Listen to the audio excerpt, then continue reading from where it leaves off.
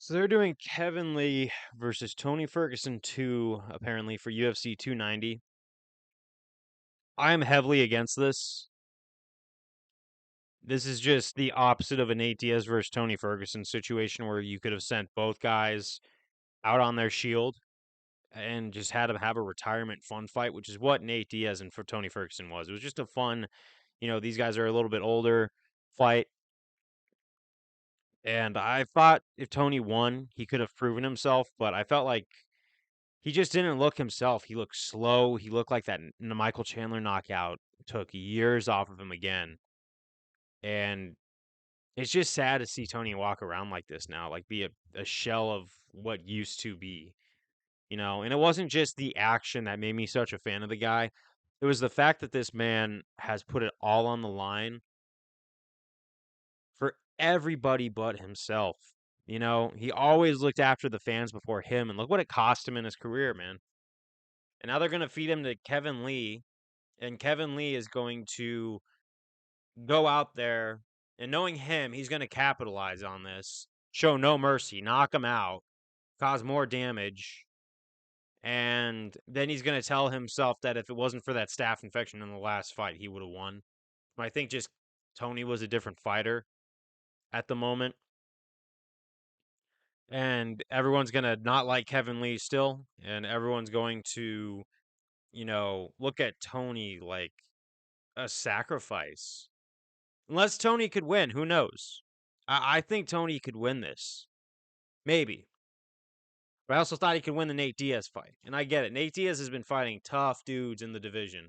So he's not necessarily bottom of it, where Kevin Lee was basically thrown out of the division because he wasn't measuring up.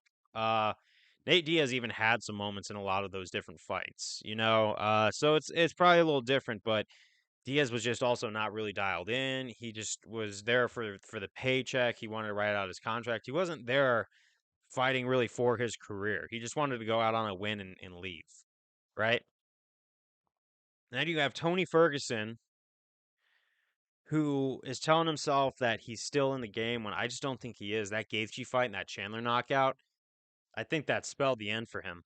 And it's sad to see because Tony is such a boss for going out there and doing what was in everyone else's interest except for himself. Tony is the perfect example in the UFC of no good deed goes unpunished. And that's just why I don't want to see him do this anymore. I'm a huge Tony Ferguson fan. He's always going to be my favorite fighter.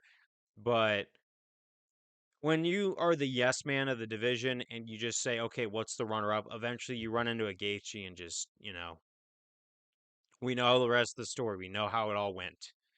Um, and it's just everyone knows that this is not the same Tony.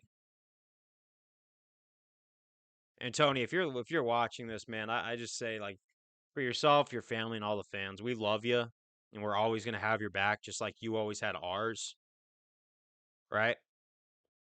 But please just don't do this to yourself anymore, man. I'm honestly a little anxious for this fight because I don't want to see my idol get sacrificed like this.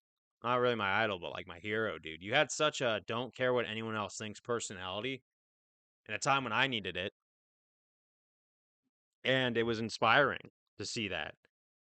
And I was in the crowd for 274 to watch you fight Chandler, and seeing you go in that first round, I was like, "Oh my God, Tony's back." And then what happened, and it just looked like a sign that just get out while you can, man. You got so much else in life to offer. But yeah, I will. I'll see you guys on the next one. I am very not in favor of this fight. This is gonna be a very. This fight's gonna be a shell of the original, and everyone's gonna see it. I'll see you later.